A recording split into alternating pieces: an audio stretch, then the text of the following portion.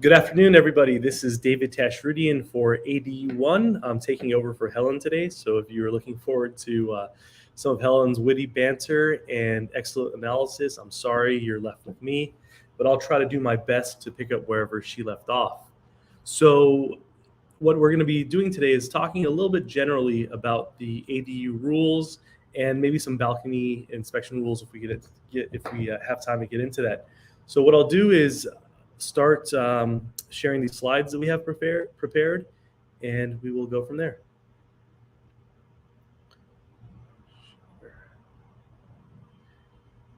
Let's see here, share here. How do I do this?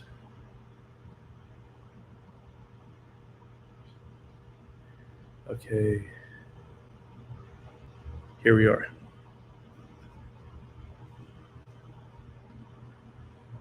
Okay, as some of you may know, I'm David Tashrudian. I am one of the principals here at ADU1, and we are multifamily ADU experts. So we'll be talking today about some of the general rules when it comes to adding a multifamily ADU to your income property.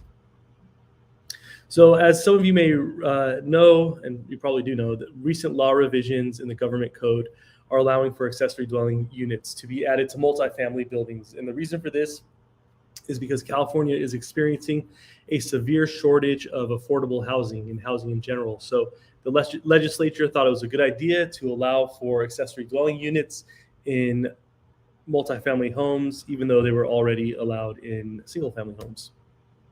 What is a multifamily ADU?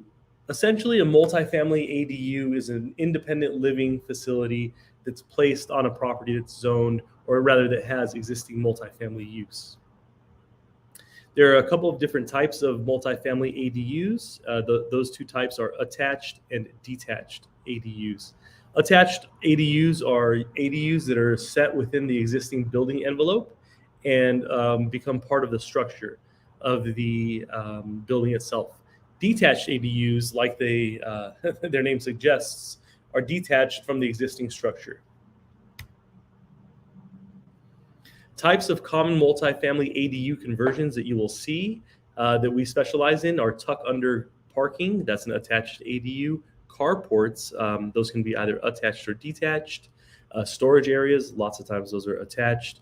Recreation rooms, again, attached to the existing building within the existing building envelope, and unused space on the land for new construction, and those are detached ADUs.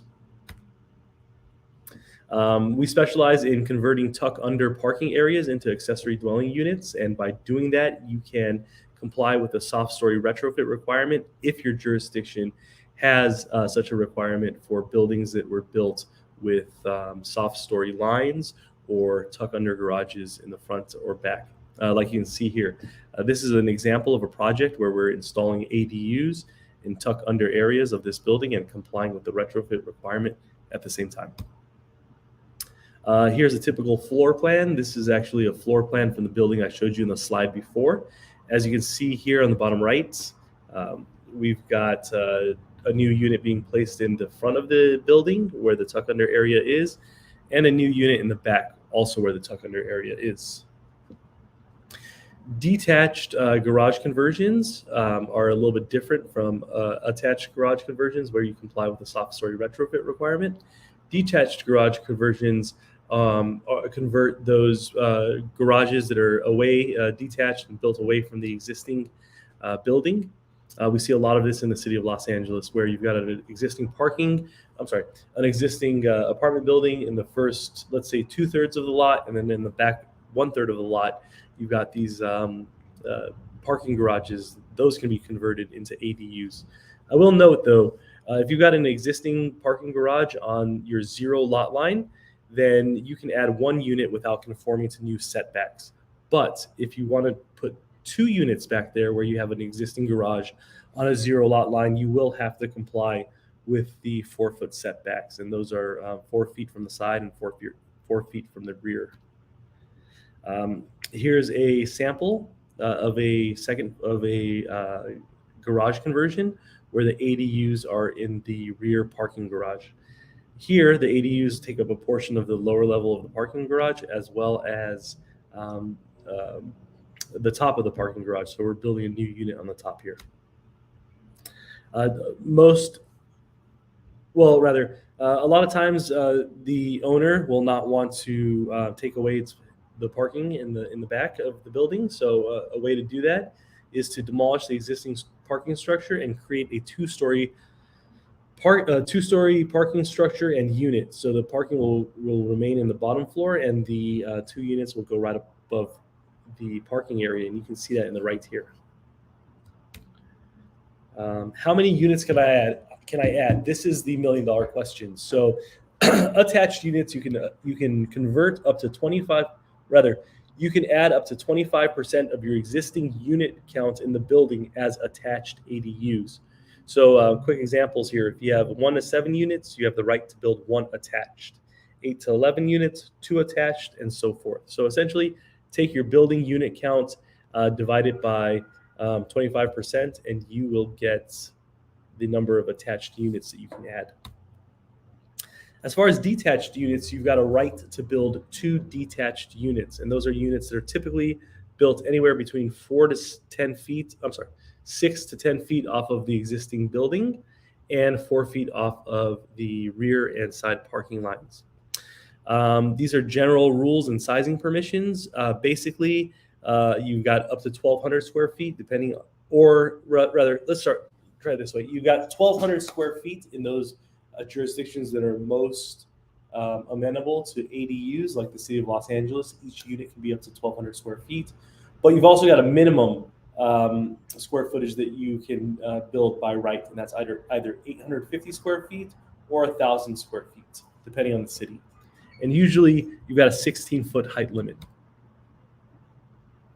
So like I mentioned earlier, we specialize in retrofitting buildings and adding ADUs.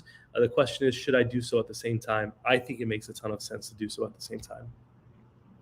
And the reason is rather than just retrofitting your building, as you can see here, you can put the units in and take the money that you would have otherwise spent retrofitting and earn an income. Mid-range retrofit can be anywhere between $60,000 to $85,000, no return on investment. But you add the ADUs and retrofit at the same time, you've got a great investment. And here are some of the services that we offer: full scope engineering and plans, retrofitting as well, and creation of the ADUs. These are ROI examples. What I like to do is do these on a per building basis. So if you've got any question on whether or not your building can have ADUs, we can do a feasibility analysis and show you a rough ROI. These are examples of ROIs. I'll leave this up here if somebody wants to come back and read it and press pause. You can take a look at what an ROI typically would look on a building, adding ADUs. Like I said, there are a bunch of different options for ADUs. You've got the pedestal with units above. You've got the garage conversion. The ROI will depend on the construction costs. Obviously, with a detached 2-story structure from the ground up, you're going to spend a lot more money. But those garage conversions really do provide great income, and I call it, it's really the low-hanging fruit here. Floor plan samples, we'll go through 650 square feet, split into 2 studio units, 325 square feet each, should rent, depending on what part of the city you're in, at least $1,300. Here's 275 square feet at the top. Believe it or not, we can get a unit in that space, and we can get a nice 1-bedroom in 450 square feet, as you can see at the bottom here. This is a 1,200 square foot ADU proposed in the backyard of a house. Actually, this is a single family house, 1,200 square feet, 3-bedroom, 2-bath, beautiful space. A lot of people talk about parking. When you're taking an existing parking space, like a garage or something like that, and converting it to ADU use, you do not need to provide additional off-street parking that you would have otherwise had to have as part of a use permit. So that's ADUs in a nutshell. We've covered it a lot on this channel, so I hope I didn't rush through it too quickly. But I'd like to move on to SB 721, the balcony bill. We do a lot of these balcony inspections, in California.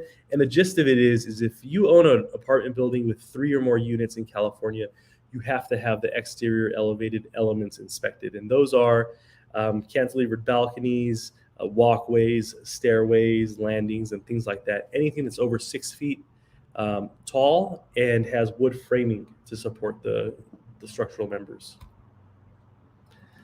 So you've got to make your inspection every 6 years, starting in 2025. The inspection can be made by a licensed architect, engineer, B licensed contractor, and C5 licensed framing contractor with experience, at least 5 years of experience, constructing multi-story buildings. So if you engage somebody to do the inspection and the inspection reveals a dangerous condition, then you've got to make that repair. These reports are due 45 days after the inspection, and depending on the severity of the affected issue or the affected balcony, you might have between 45 to 120 days to make the repair.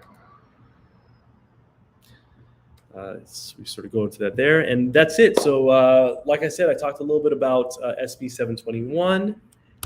We talked a little bit about the requirements for ADUs. Oh, I can't see the slides. Vinod. Oh no, Vinod. Let's see here. Stop screen. That's unfortunate. I hope you guys were able to view the slides. In any event, feel free to reach out to us, and I'll prepare the slides in a format that you guys can take a look at, probably print it as a PDF if you're interested. So I'm back to answer any questions. If you've got questions, put them in the sidebar here, in the chat sidebar. Happy to answer them. If you don't have any questions, it happens to be my colleague's birthday, and we have tacos from Poquito Mas, and I haven't quite had lunch here at 1:45, so I might break early. Again, if you have any questions, feel free to call us in the office. Send us an email. Reach out to us from our website, and we'll be happy to prepare a feasibility analysis or answer any of your questions. All right, with that, I will end the broadcast. Thank you to everyone out in the cyber world, and we'll talk soon.